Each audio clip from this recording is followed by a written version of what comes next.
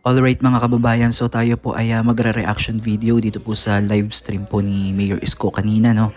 Ang kanyang personal na pagbisita dito sa PNP Command Center, kung saan ipinakita nga po nitong si PNP Chief General Torre III kung gaano kabilis at epektibo ang pagresponde ng ating mga kapulisan, no, sa isang emergency situation.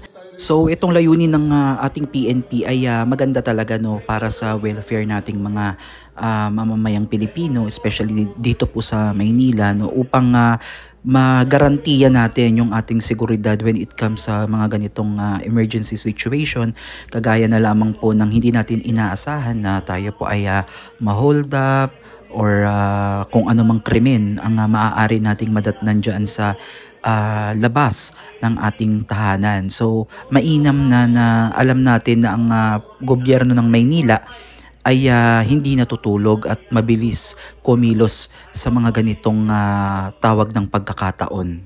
So itong si Mayor Isko ay talagang nag-o-observe, no, dito sa malaking monitor sa kanyang harapan at tinitignan niya kung paano yung flow ng kinocommand netong si Chief PNP General Torre III, no, at kung paano yung ginagawa ng mga pulis na kanyang kinokontak. At mapapansin nga natin dito na medyo naligaw ata itong unang re-responde sana, no. Tapos parang dito hindi ko kasi masyadong maintindihan mga kababayan dahil maingay din itong microphone. Parang sa pagkakaintindi ko parang may isa pa silang pinapunta na parang yun yung unang nakarating na rumusponde, dahil nga yun din yung mas malapit dun sa area or sa location na nangangailangan ng tulong. Okay, so dito naman sa pagpapakita dito ng ginagawa ng PNP, ang isa sa mga challenge dito mga kababayan is yung familiarization, no, dun sa lugar. Kasi may mga ilang pulis na hindi familiar sa isang lugar, mga iskinita, mga street.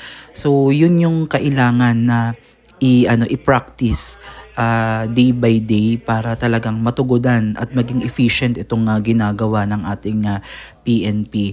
Aside from that, natutuwa naman si Mayor Isko, no, na maganda nga to na ma-implement dito sa Maynila para makatulong din po sa seguridad ng mamamayang lungsod ng Maynila, especially tayong mga batang Maynila, no, at yung mga bumibisita sa ating lungsod, mga turista, mapalokal man yan o foreigner, para mapanatili po yung peace and order. Yan naman po yung gusto ni Mayor Isko. Kaya lamang sa kabilang banda, nabasa natin dito sa mga comment habang nakalive si Mayor Isko na napakarami pong nambabash or maraming nagulat, no, sa pagsama po ni Mayor Isko dito po kay PNP Chief General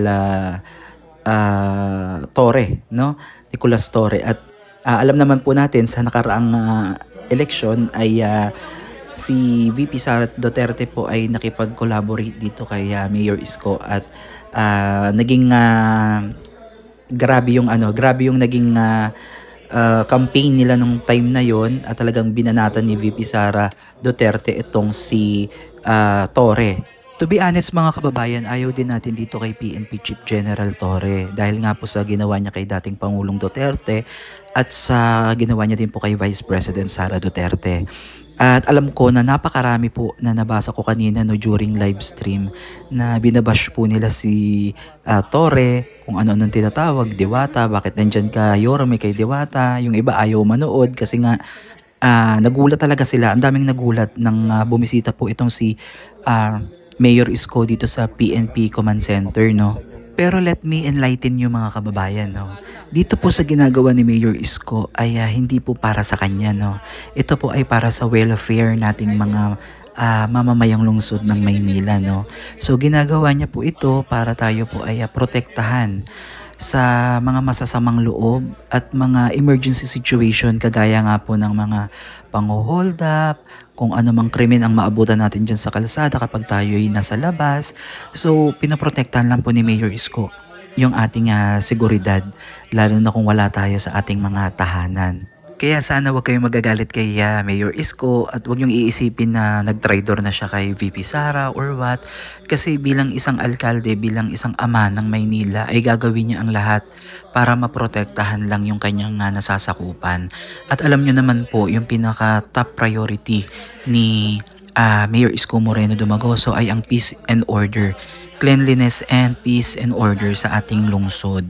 So dito sa kanyang pagpunta sa PNP Command Center ay nasaksihan niya, no, at nagkaroon siya ng mga idea kung paano nag-work itong bagong ginawa ng PNP na pagresponde sa mga emergency situation kagaya nito. At lagi natin tatandaan mga kababayan na itong si Mayor Isko ay matalinong tao, no.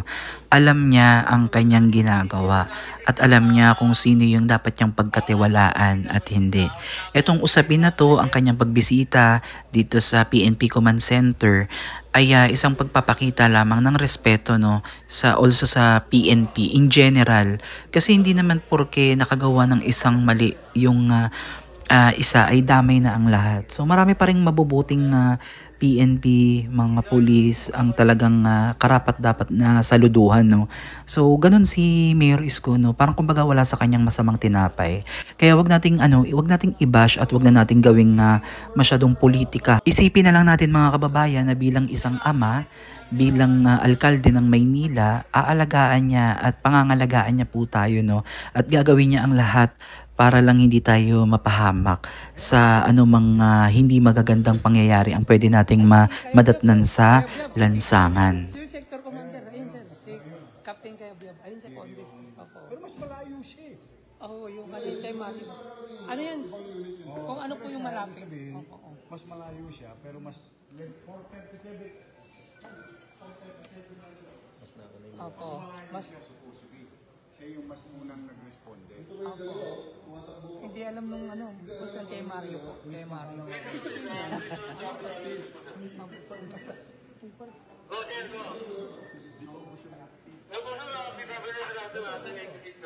Alam mo saan ang galing itong responde? Sumintro. Galing niya sa shrine. No, yung exercise. Mabilis. Mas mabilis nila. Kabisado kasi nila. Kabisado nila kasi. 4:37, sir. 4:37. Yung nakamagay kanina, nandiyan sa gate. Oo. Natin siya gate sa... Hindi yan natumbok yung string. Still within 5 minutes. 5 minutes pa. Less than 5 minutes pa rin. Sabihin mo kay Kayabyab, good job. Good job, sir. Nakalusot. Galing siya. Ayun siya. Again mga kababayan, saludo tayo sa PNP at lagi lang natin tatandaan, no, ang pagkakamali po ng isa ay hindi pagkakamali ng lahat. So marami pa rin PNP ang karapat dapat na saluduhan dahil marami pa rin sa kanila ang handang ibuwis talaga yung kanilang mga buhay para protektahan lang yung kapakanan nating mamamayang Pilipino. So again mga kababayan, stop the hate at mahalin lang natin at patuloy nating pagkatiwalaan itong ating mahal na alkalde na si Mayor Isko Moreno Dumagoso dahil ang ginagawa niya ay hindi pang sariling interes kundi para sa ating mamamayan ng lungsod ng Maynila. So again, maraming salamat sa inyong panonood at magko-comment ulit tayo at babantayan natin lahat ng maaari nating makuha na impormasyon at ayan, natin, magnilay-nilay tayo, magkaroon tayo ng reaction video sa kanyang mga ginagawa at natin, iparating natin kung ano yung ating nararamdaman. Muli maraming salamat at God bless po sa inyong mga kababayan. Manila, God first.